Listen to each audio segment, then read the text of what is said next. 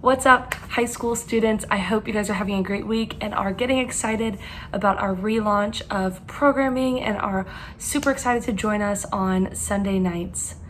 Now, we are diving into week 2 of our series, Family Matters. And, as kids, we tend to see our parents as superheroes and our families as being great, or at least just being normal. But then something happens. Something shifts that perspective, and it's that moment of when we realize that our family isn't perfect. And maybe we realize that our family is broken.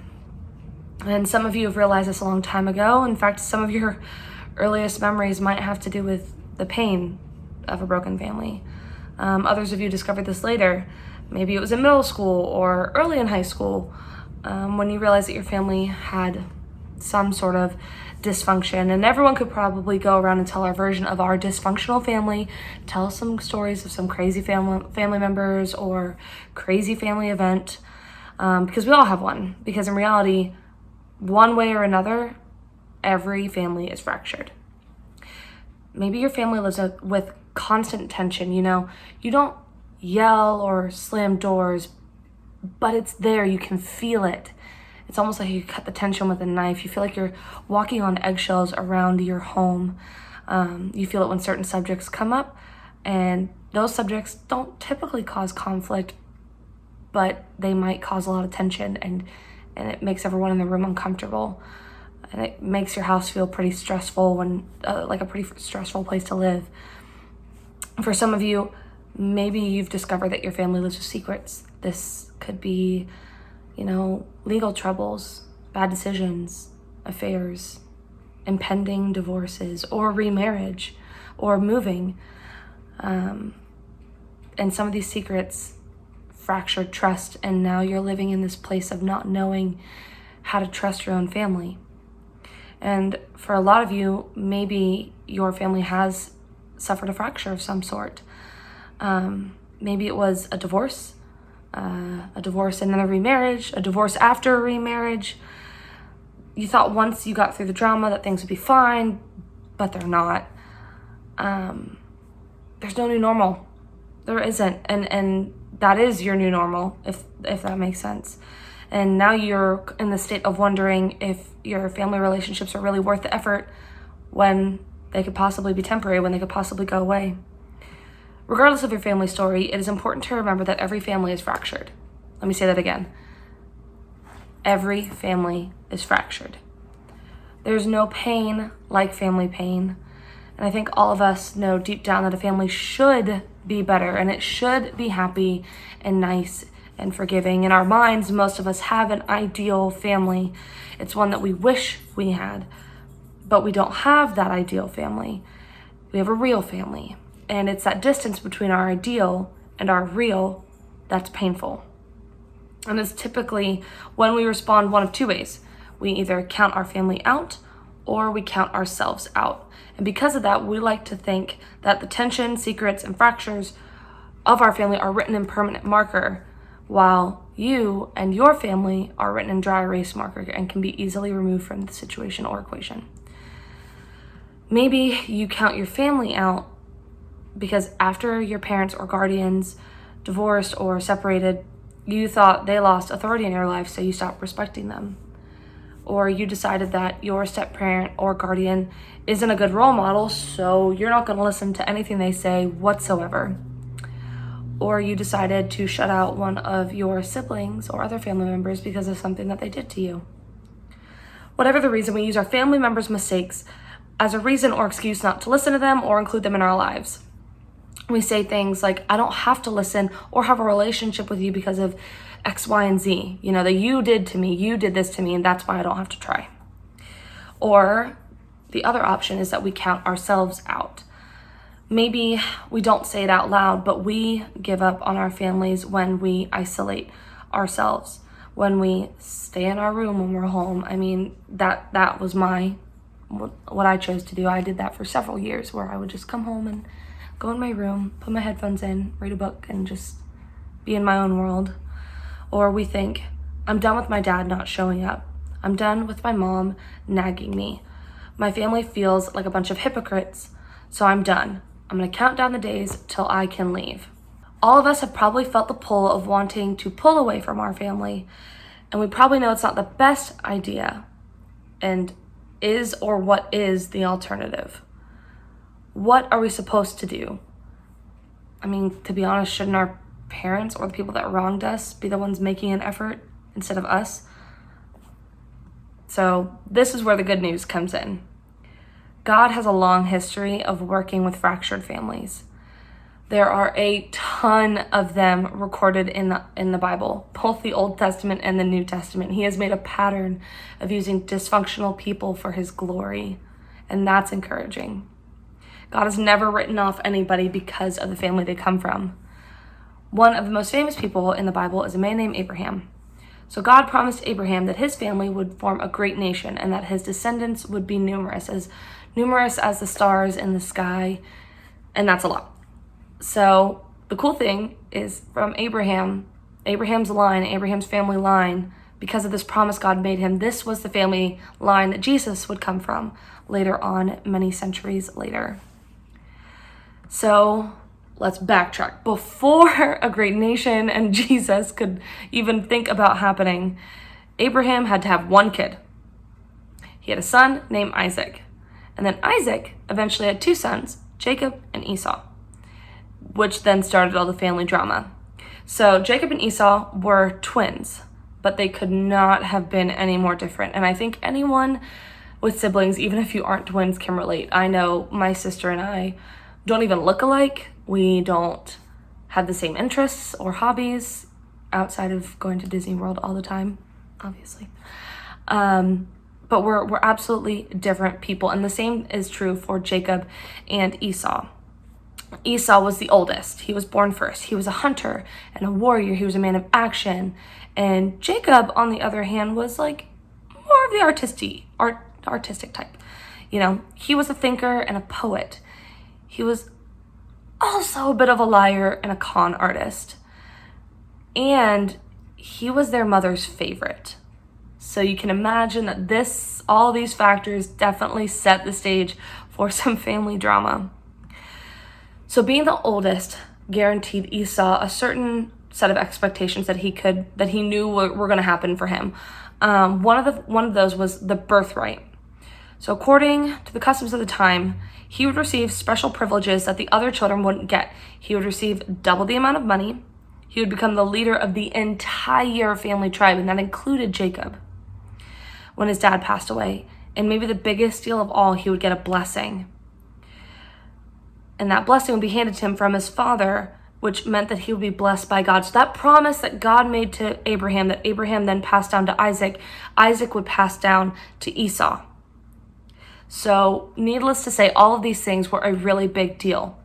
So as I mentioned before, Jacob was their mother's favorite. And again, as we just heard, Jacob wasn't really going to be getting much as the younger brother. Esau was going to be getting everything. He was getting the birthright. He was getting the blessing. What the heck is there for Jacob? So Jacob and his mother come up with a plan. So one day, Esau was out hunting. And when he arrived home, he was hungry. So it's like that kind of hungry when you are ready to absolutely demolish a large pizza by yourself. I've had those moments. You've had those moments. There's no shame. But he comes home and he smells Jacob's cooking. He asks his little bro for a bowl of stew, and that's when things go sideways. So we're going to go into Genesis chapter 25 to hear the rest of the story.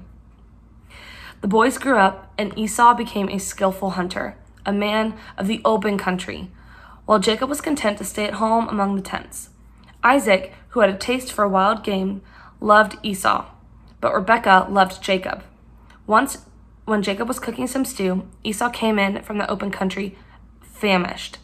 He said to Jacob, "Quick, let me have some of that red stew. I'm famished."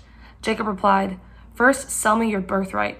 "Look, I am about to die," Esau said. "What good is the birthright to me?" But Jacob said, "Swear to me first." So he swore an oath to him, selling his birthright to Jacob. Then Jacob gave Esau some bread and some lentil stew. He ate, drank, then got up and left. So Esau despised his birthright. This is an absolutely classic older sibling, younger sibling drama. The Bible describes the rivalry in ancient times, but most of us have definitely seen a modern version of this played out in some way. So it just kind of reminds us that family dysfunction has always been a thing. This is not a new concept. So fast forward to when Isaac, Jacob and Esau's father, was dying. Jacob did in fact get the birthright blessing that was meant for Esau. In response, Esau was so bitter and angry that he decided his only course of action would be to kill his brother Jacob. When Jacob learned this, he ran away from home with no plans to come back. So this has taken family drama to the next level. And despite all of that, don't miss this, guys. Jesus came from this family. This family, built on drama, built on dysfunction, is the very family that Jesus would eventually come from. God knew their mess and saw how fractured they were, but he didn't run away from them. He used them anyways. Let me say that again. God knew their mess and saw how fractured they were, but he didn't run away from them. He used them anyway. Not only did God use this family in the book of Hebrews and all the way in the New Testament, it records the story of Jacob and Esau thousands of years later as a celebration of faith. Their story is a part of the lineage and people and families that God used to show us what his kingdom is like. Here's what Hebrews 11 says. By faith, Isaac blessed Jacob and Esau in regard to their future. Here's what's amazing about this, you guys, and I don't want you to miss this. The writer of Hebrews obviously isn't celebrating the dysfunction of this family. He isn't celebrating that Jacob lied and conned his brother out of his blessing and birthright. He isn't celebrating that Esau thought, gotta kill my brother now. They aren't being held up as a model to follow, full of lying, deceit, and threats of violence. They aren't mentioned as people who gave us a model to copy. They are mentioned to draw attention to who God is, a God who can take dysfunction from any family and bring good out of it. There's no family story that can't be rewritten. There's no family situation that God can't ultimately use for good, incredible purposes. You know, from God's perspective, there's no family you can count out, and there's no person in a family you can count out. God is never done. The story of Jacob and Esau tells us that even in our worst family moments, our family story isn't over. And even if we can't see it right now, we can trust that God has a plan. My guess is that if you would have asked Jacob and Esau in the moment if God was doing something good, they both probably would have said no. They never would have imagined thousands and thousands of years later, God would have turned their family story into a story for the ages. For some of us here, as difficult as it is to believe, it would be a game changer to know that God isn't done with your family. It doesn't mean things aren't difficult and aren't going to be difficult. But knowing that God can redeem even the most dysfunctional of families might help change your perspective. You never know what God has in store for you or for your family, for your parents, your step-parents, your guardians, your aunts, uncles, grandparents, siblings, whoever is in your family and whatever your family looks like. In fact, believing that God can use a fractured family could be one of your greatest acts of faith. And it starts by knowing this truth, that your family matters even when it's fractured. I'm going to say that again. Your family matters even when it's fractured. Everybody who lives at your house is a fractured person, including you. But when they mess up and when we mess up, don't write them off and treat them like it's the end of their story, because God is always working, even when it doesn't look like it. So don't count them out and don't count yourself out. So when your stepdad or your guardian, father figure doesn't show up, don't write him off forever. When your mom loses her temper, don't write her off forever. When your siblings drive you crazy, don't write them off forever. And again, don't count yourself out. You don't know what's going to happen next. So don't check out just yet. When the chaos in the family feels too much and too overwhelming, don't isolate yourself. When the arguing feels constant and feels never ending, don't run away. However, if you need to step away to keep yourself safe, do it. I'm not saying stay in a dangerous situation or in a situation that's hurting you physically or mentally. There are times that you'll need to take a breather or take some time away. Here's what I'm getting at. There's a big difference between dangerous and annoying. And there are also times you'll be tempted to ignore, walk away, or isolate when you're not in danger. You're just aggravated or annoyed. In those moments, challenge yourself to hang in there, to keep talking, or to act like the people in the room matter to you because you know that they do. And if you are in a situation that is dangerous and does require you to get out, I encourage you today to step out in faith and reach in and reach out to your small group leaders or a trusted adult, whether that's a teacher, whether that is your small group leader or one of your other student leaders. Find a trusted adult that you can talk to about what is going on at home, and we will be there to help you get the help that you need.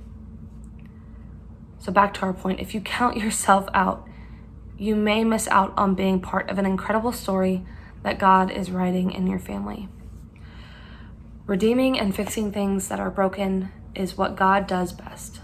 He takes dysfunction and uses it for good, because even though a broken family is never God's plan, taking broken things and pulling the good out of them is what God specializes in. So take heart and have faith in what God can do.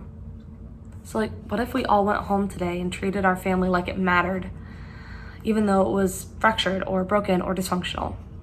What would change if, instead of thinking of ourselves and our families as written in dry erase marker, easily counted out, what if we thought about our families being written in permanent marker, never to be moved?